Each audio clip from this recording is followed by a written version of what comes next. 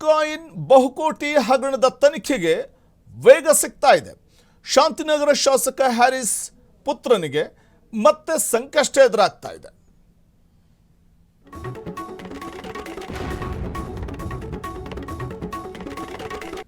ಶಾಂತಿನಗರ ಶಾಸಕ ಹ್ಯಾರಿಸ್ ಪುತ್ರನಿಗೆ ಮತ್ತೆ ಸಂಕಷ್ಟ.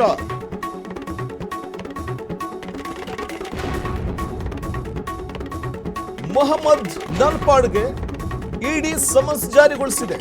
21 ಗಂಟೆಗಳ ಶೋಧವನ್ನು ಇತ್ತೀಚೆಗಷ್ಟೇ ಜಾರಿ ನಿರ್ದೇಶನಾಲಯ ನಡೆಸಿತ್ತು. ನಲ್ಪಾಡ್ ಮನೆಯಲ್ಲಿ ಇಡೀ ಮನೆಯನ್ನ ಜಾಲಾಡಿದ್ರು ಇಡಿ ಅಧಿಕಾರಿಗಳು.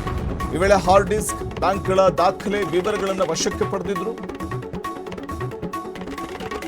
ಬಿಟ್ಕಾಯಿನ್ ಬಹುಕೋಟಿ ಹಗರಣದ ತನಿಖೆಗೆ ಈಗ ಮತ್ತಷ್ಟು ವೇಗ ಸಿಗ್ತಾ ಇದೆ. ಶಾಂತಿನಗರ ಶಾಸಕ ಹ್ಯಾರಿಸ್ ಪುತ್ರ ನಲ್ಪಾಡ್ಗೆ ಈಗ ಮತ್ತೆ ಸಂಕಷ್ಟ. ಇಡಿ ಸಮನ್ಸ್ ಜಾರಿ ಮಾಡಿದ್ದು ವಿಚಾರಣೆಗೆ ಬನ್ನಿ ಅಂತ ಕರೆದಿದೆ. ಸೋಮವಾರ ವಿಚಾರಣೆಗೆ ಹಾಜರಾಗಲು ಸೂಚನೆಯನ್ನು ಕೊಟ್ಟಿದ್ದು ವಿಚಾರಣೆಗೆ ಹೋಗಬೇಕಾಗುತ್ತೆ ನಲ್ಪಾಡ್. ಇತ್ತೀಚೆಗಷ್ಟೇ 21 ಗಂಟೆಗಳ ಶೋಧವನ್ನು ಇಡಿ ನಡೆಸಿತ್ತು ನಲ್ಪಾಡ್ ಮನೆಯಲ್ಲಿ. ನಲ್ಪಾಡ್ ಇಡೀ ಮನೆಯನ್ನ ಜಾಲಾಡಿತ್ತು ಇಡಿ. ಅನೇಕ ನೋಡಿ ಹಾರ್ಡ್ ಡಿಸ್ಕ್ ಮತ್ತೆ ಬ್ಯಾಂಕ್ ದಾಖಲೆಯ ಪತ್ರಗಳು ಎಲ್ಲವನ್ನು ಕೂಡ ವಶಕ್ಕೆ ತೆಗೆದುಕೊಂಡಿತ್ತು ಮತ್ತು ಕರೆದಾಗ ವಿಚಾರಣೆಗೆ ಬರಬೇಕಾಗುತ್ತೆ ಅನ್ನುವಂಥ ಸೂಚನೆಯನ್ನು ಕೂಡ ಕೊಟ್ಟು ಹೋಗಿತ್ತು. ಸೊ ಅದರಂತೆ ಇದೀಗ ಇಡಿ ಸಮನ್ಸ್ ಕೊಟ್ಟಿದೆ ವಿಚಾರಣೆಗೆ ಹಾಜರಾಗಿ ಅಂತ. ಸೋಮವಾರ ನಲ್ಪಾಡ್ ವಿಚಾರಣೆಗೆ ಹಾಜರು ಆಗಬೇಕಾಗುತ್ತೆ. ಇತ್ತೀಚೆಗಷ್ಟೇ ನಡೆಸಿದ್ದಂತಹ ಶೋಧ ಕಾರ್ಯದಲ್ಲಿ ಅನೇಕ ರೀತಿಯ ದಾಖಲೆಗಳನ್ನು ವಶಕ್ಕೆ ತೆಗೆದುಕೊಳ್ಳಲಾಗಿತ್ತು. ಇದೀಗ ಮೊಹಮ್ಮದ್ ನಲ್ಪಾಡ್ಗೆ ಇಡಿ ಸಮನ್ಸ್ ಜಾರಿಗೊಳಿಸಿದ್ದು ವಿಚಾರಣೆಗೆ ಹಾಜರಾಗಲು ಸೂಚನೆ ನೀಡಿದೆ. ಅದು ಸೋಮವಾರ ವಿಚಾರಣೆಗೆ ಹಾಜರಾಗಿ ಅನ್ನುವಂಥ ಸೂಚನೆಯನ್ನ ಇಡಿ ಅಧಿಕಾರಿಗಳು ನೀಡಿದ್ದಾರೆ.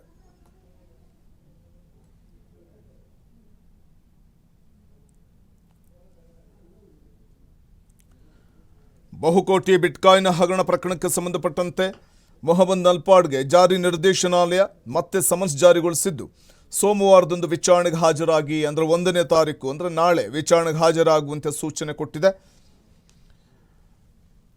ಪ್ರಮುಖವಾಗಿ ಸ್ಯಾಂಟಿಯಾಗೋ ಬಿಟ್ಕಾಯಿನ್ ಹಗರಣದ ಮುಖ್ಯ ಆರೋಪಿ ಹ್ಯಾಕರ್ ಶ್ರೀಕೃಷ್ಣ ಅಲಿಯಾಸ್ ಶೇಖಿ ಜೊತೆಗಿನ ಅಕ್ರಮ ಹಣ ವರ್ಗಾವಣೆ ಮತ್ತು ನಂಟಿನ ಆರೋಪದ ಮೇಲೆ ಇಡಿ ತನಿಖೆಯನ್ನು ತೀವ್ರಗೊಳಿಸಿರುವಂಥದ್ದು. ಈ ಬಗ್ಗೆ ಮತ್ತಷ್ಟು ಮಾಹಿತಿಯನ್ನು ಪಡೆಯೋಣ ನಮ್ಮ ಪ್ರತಿನಿಧಿ ರೋಹನ್ ಅವರಿಂದ. ರೋಹನ್, ಇಡಿ ಅಧಿಕಾರಿಗಳು ಈಗ ಒಂದು ಕಡೆ ನಲ್ಪಾಡ್ಗೆ ಕೊಟ್ಟಿರುವಂಥ ಸಮನ್ಸ್ನಲ್ಲಿ ಏನಿದೆ ಮತ್ತು ವಿಚಾರಣೆಗೆ ಈಗ ಕರಿತಾ ಇರೋದ್ರಿಂದಾಗಿ ಯಾವ ರೀತಿಯ ಒಂದು ಇಡಿಯ ಸಂಕಷ್ಟ ಎದುರಾಗಬಹುದು, ಮುಂದಿನ ದಿನಗಳಲ್ಲಿ ತೀವ್ರ ಸಂಕಷ್ಟ ಗುರಿ ಆಗಬಹುದು ನಲ್ಪಾಡ್ ಅಂತ?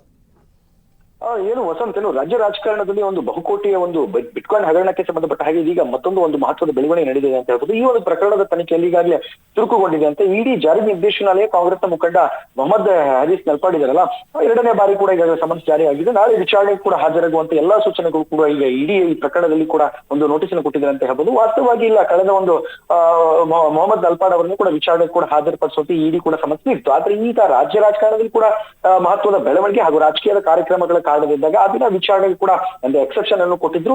ಇದೀಗ ಈ ಒಂದು ನೋಟಿಸ್ ಜಾರಿಗೊಳಿಸಿದ ಬಳಿಕ ನಾಳೆ ಕಡ್ಡಾಯವಾಗಿ ಹಾಜರಾಗುವಂತೆ ಎಲ್ಲಾ ಸೂಚನೆ ಕೊಟ್ಟಿದ್ದಾರೆ ಅಂತಾನೆ ಹೇಳ್ಬೋದು. ಬಹುಕೋಟಿಯ ಒಂದು ಹಣ ಇತ್ತಲ್ಲ, ಅಮೂಲ್ಯದ ಒಂದು ಬಿಟ್ಕಾಯಿನ್ ಪ್ರಕರಣದ ಕೇಸ್ ನಲ್ಲಿ ಕೂಡ ಅಕ್ರಮ ಹಣ ವರ್ಗಾವಣೆ, PMLA ಆಕ್ಟ್ ಇತ್ತಲ್ಲ, ಆರ್ಥಿಕ ವ್ಯವಹಾರಗಳ ಹಾಗೂ ಹಲವು ಒಂದು ವ್ಯಕ್ತಿಗಳ ಒಂದು ಸಂಪರ್ಕ ಇದ್ದಂತ ಸಂದರ್ಭದಲ್ಲಿ ಇಡಿ ಆಳವಾಗಿ ಕೆಲವೊಂದಿಷ್ಟು ಇನ್ವೆಸ್ಟಿಗೇಷನ್ ಮಾಡಿ ಅದರ ಹಿನ್ನೆಲೆಯಲ್ಲಿ ಮೊಹಮ್ಮದ್ ನಲ್ಪಾಡ್ ಅವರಿಗೆ ಕೂಡ ಕೆಲವೊಂದು ಪ್ರಮುಖ ಒಂದು ಇನ್ಫಾರ್ಮೇಶನ್ ಅನ್ನು ಕೂಡ ತೆಗೆದುಕೊಳ್ಳುವ ಸಾಧ್ಯತೆ ಕೂಡ ಇತ್ತು. ಹೀಗಾಗಿ ನಾಳೆಯ ಒಂದು ವಿಚಾರಣೆ ಒಂದು ರಾಜಕೀಯ ಮತ್ತು ಎಲ್ಲಾ ವಲಯದಲ್ಲೂ ಕೂಡ ಈಗ ಸಾಕಷ್ಟು ಕುತೂಹಲ ಮೂಡಿಸಿದೆ ಅಂತ ಹೇಳ್ಬೋದು. ಇನ್ನು ಈಗಾಗಿ ಈ ಪ್ರಕರಣ ಇಡಿ 3 ಆರೋಪಿಗಳನ್ನು ಕೂಡ ಈಗಲೇ ಬಂಧಿಸಿ ತನಿಖೆಯ ವ್ಯಾಪ್ತಿಯಲ್ಲಿ ಕೂಡ ಮತ್ತಷ್ಟು ವಿಸ್ತರಣೆ ಮಾಡಿದ್ದಾರೆ ಅಂತ ಹೇಳ್ಬೋದು. ಬಂಧಿತರಲ್ಲಿ ಕೂಡ ಕೆಲವೊಂದಿಷ್ಟು ಮಾಹಿತಿಗಳನ್ನು ತೆಗೆದುಕೊಂಡಿದ್ದಾರೆ ಅಂತ ಹೇಳ್ಬೋದು.